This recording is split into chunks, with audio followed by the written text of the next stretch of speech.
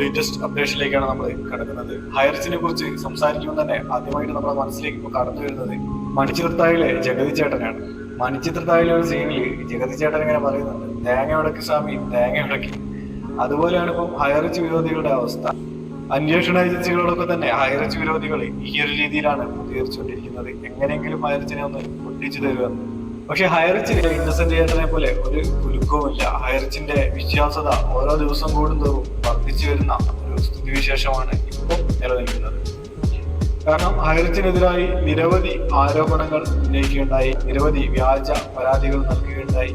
ഇതൊന്നും തന്നെ എങ്ങും എത്താത്ത ഒരു അവസ്ഥയാണ് ഇപ്പോൾ നിലവിലുള്ളത്. ഹൈറിച്ചിനെതിരായ ഏറ്റവും വലിയ ആരോപണം എന്ന് പറയുന്നത് ഹൈറിച്ച് 100 കോടി വിദേശത്തേക്ക് കടത്തിയെന്നായിരുന്നു. അതിന്റെ അന്വേഷണം ഇതുവരെ എങ്ങും എത്തിയിട്ടില്ല. ഇത്രയും വലിയൊരു എമൗണ്ട് വിദേശത്തേക്ക് കടത്തിയത് കണ്ടുപിടിക്കാൻ കുറച്ച് മണിക്കൂറുകൾ മാത്രം മതി. കാരണം ഹൈറിച്ചിന്റെ ഓണേഴ്സ് കേരളത്തിലുണ്ട്. അവരുടെ അക്കൗണ്ട് ഫ്രീസ് ചെയ്ത് വെച്ചതാണ്. ആ ഒരു അക്കൗണ്ടിൽ നിന്ന് എവിടേക്കൊക്കെ ട്രാൻസാക്ഷൻ നടത്തിയെന്ന് നിമിഷ നേരം കൊണ്ട് മനസ്സിലാക്കാൻ സാധിക്കും. ഈ ഒരാഴ്ച കഴിഞ്ഞിട്ടും അതുമായി ബന്ധപ്പെട്ട് ഒരു അപ്ഡേഷനും ഇതുവരെ വന്നിട്ടില്ല. ഞാൻ എന്തായാലും ഹൈറിച്ച് യൂണിയനിലെ ഒരു മെമ്പറോ അല്ലെങ്കിൽ മെമ്പർഷിപ്പ് എടുത്ത വ്യക്തിയോ ഒന്നും തന്നെയല്ല. നിരവധി സ്കാം പ്രൊജക്ടുകളെ കുറിച്ചുള്ള വീഡിയോകൾ ചെയ്തിട്ടുണ്ട്. എന്റെ ചാനൽ എടുത്ത് നോക്കിയാൽ നിങ്ങൾക്ക് മനസ്സിലാവും. കഴിഞ്ഞ കുറച്ച് നേരത്തെ പറഞ്ഞതുപോലെ ഹൈറിച്ചിലുള്ള വിശ്വാസം ദിനംപ്രതി വർദ്ധിച്ചു വരികയാണ്. കാരണം ഹൈറിച്ചിന്റെ ഓണേഴ്സ് കേരളത്തിലുണ്ട്. അവരെ എപ്പം വേണമെങ്കിലും കേരള പോലീസിനെ അറസ്റ്റ് ചെയ്യാം, EDക്ക് അറസ്റ്റ് ചെയ്യാം, അന്വേഷണ ഏജൻസികൾക്ക് ആർക്ക് വേണമെങ്കിലും അറസ്റ്റ് ചെയ്യാം. അവർ രാജ്യം വിട്ടിട്ടില്ല, കേരളം വിട്ടിട്ടില്ല, അവർ തൃശ്ശൂർ തന്നെ ഉണ്ടെന്നാണ് പറയുന്നത്.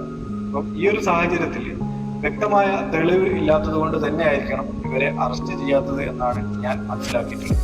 അല്ലെങ്കിൽ കേരള പോലീസിനെ സംബന്ധിച്ചിടത്തോളം, EDയെ സംബന്ധിച്ചിടത്തോളം 1-2 പേരെ അറസ്റ്റ് ചെയ്യുക എന്ന് പറയുന്നത് വളരെ നിസ്സാര കാര്യമാണ്. അവരെ മൊബൈൽ ട്രാക്ക് ചെയ്തുകൊണ്ട് തന്നെ വളരെ നിസ്സാരമായിട്ട് അറസ്റ്റ് ചെയ്യാവുന്നതാണ്. ഇത് കോർട്ടിന്റെ പെർമിഷൻ ഓൾറെഡി ഉണ്ട്, ജാമ്യം നിഷേധിച്ചതാണ്. ഇവരെ അറസ്റ്റ് ചെയ്തത് കൊണ്ട് ഒരിക്കലും ഹൈറിച്ച് ഒരു സ്കാം പ്രൊജക്റ്റ് ആണെന്ന് പ്രൂവ് ചെയ്യാൻ സാധിക്കില്ല. അതിന്റെ കാരണങ്ങൾ നിരവധിയാണ്. ഹൈറിച്ചിനെതിരായിട്ട് 3 പരാതികളാണ് ഇപ്പോൾ ലഭിച്ചിട്ടുള്ളത്. ഹൈറിച്ചിനെതിരായി നിലവിൽ 3 പരാതികളാണ് ഇപ്പോൾ നിലനിൽക്കുന്നത്. ഒന്ന് 6 മാസം മുമ്പ് നടന്നൊരു കേസാണ്. GSTയുമായി ബന്ധപ്പെട്ട വിഷയത്തിലാണ്. ഒരു കേസ് ഇപ്പോൾ നടന്നുകൊണ്ടിരിക്കുകയാണ്. മറ്റൊരു കേസ് എന്ന് പറയുന്നത് ഹൈറിച്ച് ബഡ്സ് ആക്ടിന്റെ പരിധിയിൽ വരുമോ ഇല്ലയോ എന്നുള്ളതാണ്. 3ാമത്തെ കേസ് ഒരു പരാതിയാണ്, അനിൽ അക്കരയുടെ പരാതിയാണ്. ഹൈറിച്ച് 100 കോടി രൂപ വിദേശത്തേക്ക് കടത്തിയെന്നുള്ള ഒരു പരാതിയാണ്. അതിലും അന്വേഷണം ഇവിടെ എത്തിയിട്ടില്ല. ഇപ്പോഴും അന്വേഷണം നടക്കുന്നു എന്നാണ് മനസ്സിലാക്കാൻ സാധിച്ചത്. വളരെ നിസ്സാരമായിട്ട് കണ്ടെത്താൻ പറ്റുന്ന വിഷയമാണത്, 100 കോടി വിദേശത്തേക്ക് കടത്തിയോ ഇല്ലയോ എന്നുള്ളത്. എന്തായാലും അതിലും ഇതുവരെ ഒരു തീരുമാനമായിട്ടില്ല. അതോടൊപ്പം എടുത്തു പറയേണ്ട മറ്റൊരു കാര്യം, ഹൈറിച്ചിനെതിരായി ഹൈറിച്ചിൽ ക്യാഷ് ഇൻവെസ്റ്റ് ചെയ്ത ഒരാൾക്ക് പോലും പരാതിയില്ല എന്നുള്ളതാണ്.